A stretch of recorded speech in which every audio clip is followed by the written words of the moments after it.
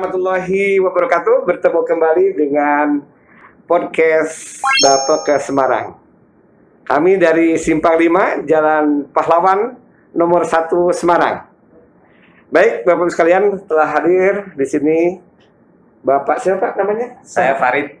Farid. Nah, saya ingat Farid Alfalsa Muluk dulu.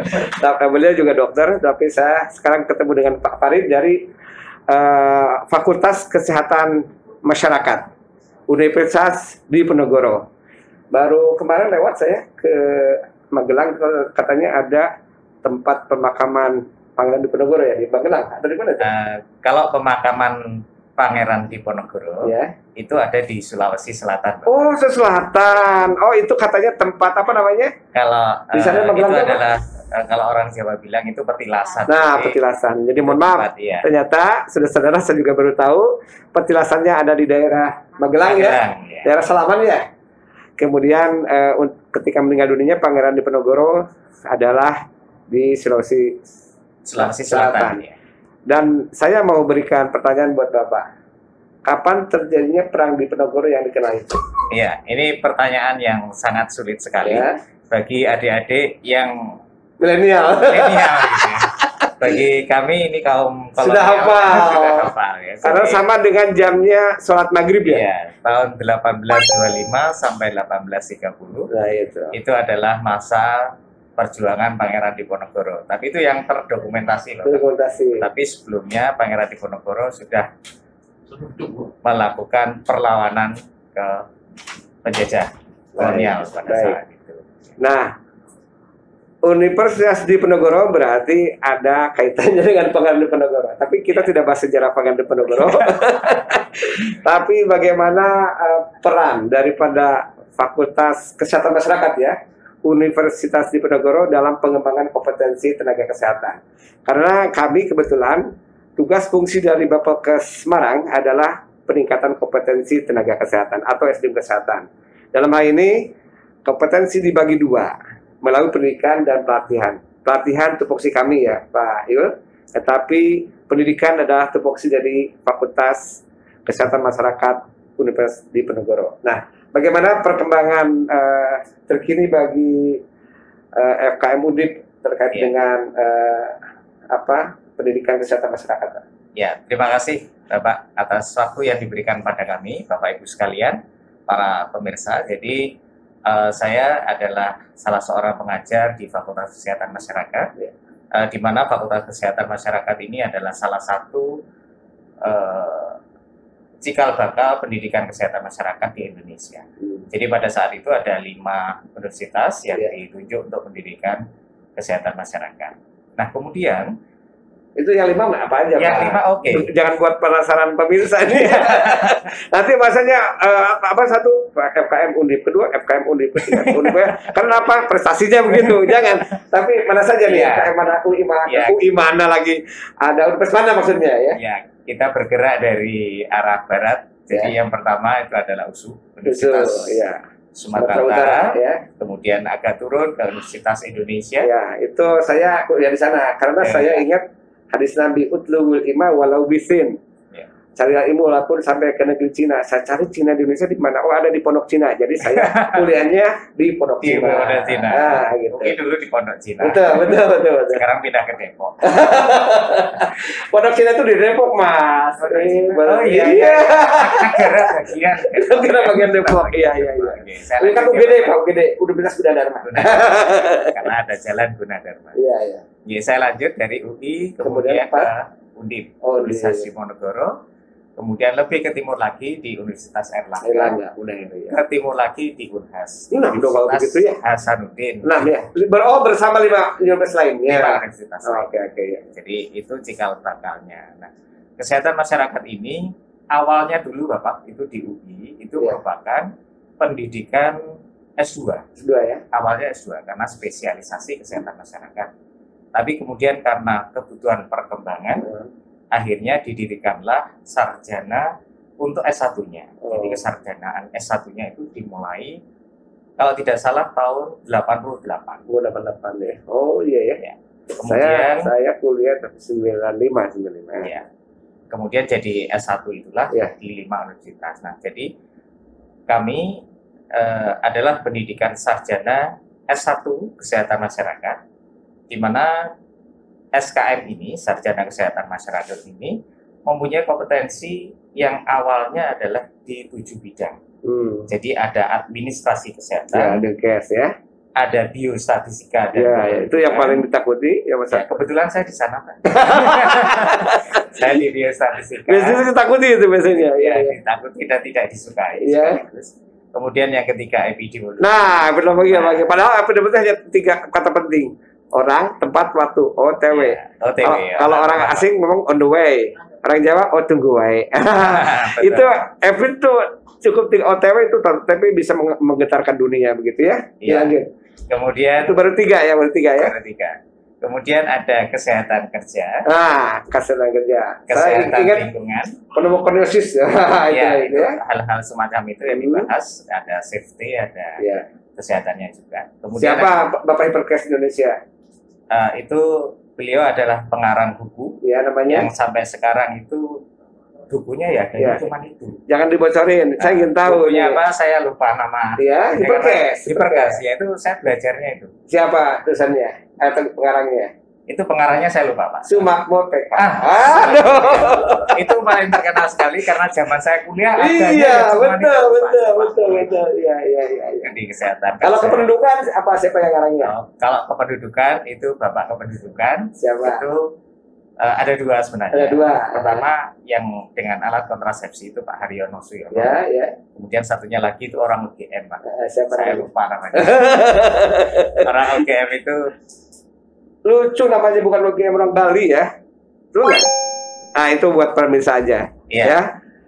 Hiperkes K3 apa? Kesehatan kerja lanjut. kesehatan lingkungan. Ya, kesehatan lingkungan siapa? Ini apa penemu penyakit menular di Inggris tuh yang menemukan jaringan tuh. Ya, itu sangat terkenal sekali. Ya, namanya siapa?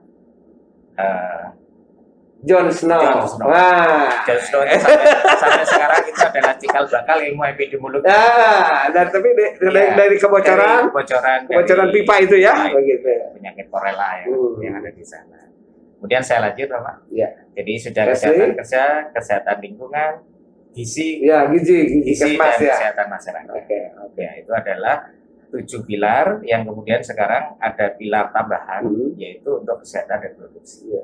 Jadi kesehatan reproduksi ini menjadi pilar tersendiri karena kita akhir-akhir ini itu mengalami berbagai macam kasus Ya. yang ada di Indonesia. Itu sangat mengerikan. Nah, Bapak sendiri selain di biostatistik ngajar apa lagi, Pak? Saya setia dengan biostatistik dan saya. kependudukan, Bapak. Jadi saya fokus. Kalau di FKM kesehatan kenal kerja. nggak Pak Sutanto ya? Pak Sutanto. Nah, itu. Ada cerita menarik Pak Sutanto, Pak Tanto. Ya, Pak Ada Tanto, cerita Pak. menarik tuh, Pak. Ya, Atau Pak bagaimana, Sutanto Pak? atau apa? Beliau mengarang buku, tapi di tengah-tengahnya kelupaan. Nulis apa begitu, dan tanya ke Pak Sutanto.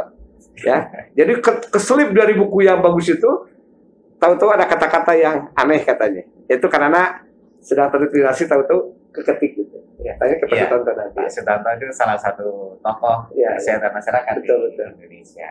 Ya, nanti itu podcast berikutnya Ya, kita bahas, kita undang kalau bisa. Nah, sekarang perkembangan termasuk baca di koran itu, di media sosial itu, bahwasanya Undip itu menjadi salah satu universitas yang nomor pertama penyerapan tenaga kerja. Bagaimana Ya. menurut Bapak ini? Ya, betul Bapak. Jadi Bentar, aku lupa. Kalau entomologi ada kan? entomolog ada? Ada. Ya. Kenapa kan disebut? Lupa Bapak. Oh, lupa.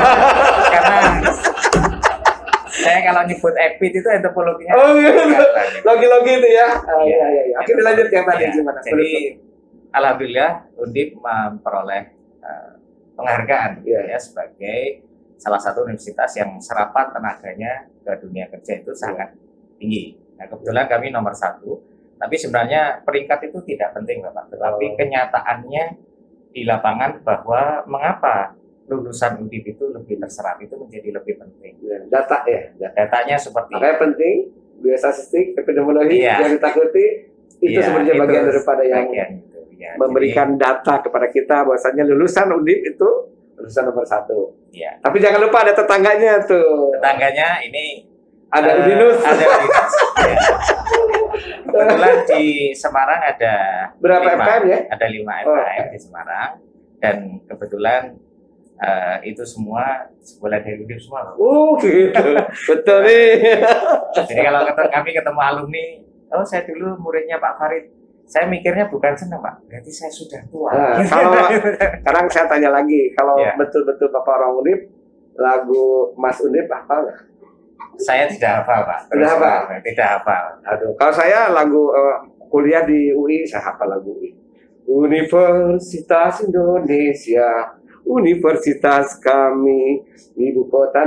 Masa Bapak nggak hafal? Nggak hafal Pak. Aduh, saya pernah kuliah di Unpad. Oh, apa sih Kak, ya? Universitas kita, Pajajaran tempat bernaung. Kebetulan Enggak, saya tidak apa namanya? Saya mengajar di Undip Pak, tapi saya bukan alumni Undip. Wah.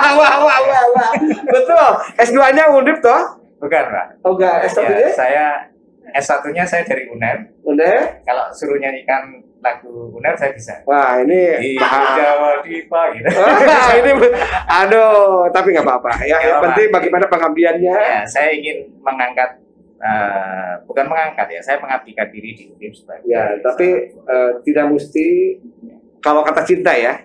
Cinta itu boleh ada tapi tidak perlu memiliki. Nah, gitu ya. Hati-hati. Karena cinta itu cukup indah namun tidak hati. Itu saya suka sekali dengan Pak Asep ini guyonan-guyonannya itu. Baik.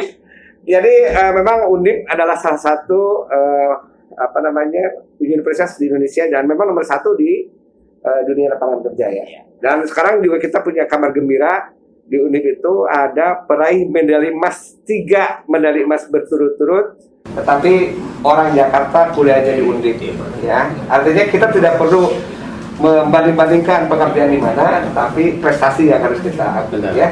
Nah, sebagai penutup bagaimana dengan penerimaan mahasiswa baru ataupun mungkin sekarang proses pembelajaran ini seperti di daerah sana itu gelarnya katanya DRS Pak, di rumah saja. Di rumah saja, betul ya. Jadi sekarang masih offline ya? Iya, kami online ya? masih online. Jadi ini merupakan tantangan tersendiri bagi kami pendidik bagaimana mendidik secara online karena itu sangat berbeda sekali dan mungkin outputnya tidak seperti kalau kita lakukan secara luring. Tetapi kami terus berusaha. Insya Allah dalam waktu dekat ini kami di Undip juga akan melakukan uji coba secara luring. Akan kami coba, tapi tentunya dalam terbatas. Dalam tempo yang sesingkat-singkatnya kita ubah untuk luring ya. Ya. Bapak sekalian pemirsa podcast Bapak ke Semarang, kami kemarin baru saja dari Semarang Magelang ya, dari Salaman. Ternyata konon kabarnya ada bangunan petilasan daripada Undip karena Bapak ke Semarang adalah sentral pelatihan untuk kesehatan masyarakat ya. Jadi mungkin nanti ke depan kita kolaborasi lagi Pak. Betul, untuk sangat kami harapkan. Pelatihannya, kalau pendidikannya silahkan di Bapak. Tapi untuk peningkatan kompetensi bagian kami dan kita bisa kolaborasi. Iya. Dalam pelatihan lasan itu ada mengenal World of Government. World of Government itu ada kolaborasi, integrasi, koordinasi. Kolaborasi bisa interpersonal, interprofesional. Ayo kita tingkatkan bersama. Saya kebetulan baru menjelang 4 minggu Bu, Bapak Ibu sekalian. Tapi saya semangat dimanapun berada. Di mana bumi dipijak, di sana lagi dijunjung. Demikian Bapak sekalian dan mudah-mudahan kita selalu berkolaborasi. Terima kasih ke Persakmi, terima kasih kepada Bapak dari Undip yang sangat meyakini hatinya untuk terus berkarya di biostatistik. Biostatistik, epidemiologi di antara public health yang kadang-kadang kata orang ditakuti. Ya. Saya waktu kuliah di UI itu waktu wisuda 200 magister kesehatan masyarakat 200 orang. Magister K3 150 orang. Magister administrasi rumah sakit 350 orang. Magister epidemiologi 4 orang. Jadi termasuk orang langka. Termasuk biostatistik ya. Enggak, tapi semua adalah bergerak untuk kesehatan masyarakat Indonesia. Dan Indonesia nomor 6 terakhir kemarin, tapi mudah-mudahan meningkat lagi di antara dunia yang telah menanggung COVID dengan sebaik-baiknya. Salam sehat dari Bapak ke Semarang, podcast yang ketiga berarti Bapak ya. Atau yang pertama adalah uji coba ya, yang kedua dengan Persakni, dan yang ketiga dengan FKM Undip. Terima kasih. Wassalamualaikum warahmatullahi wabarakatuh.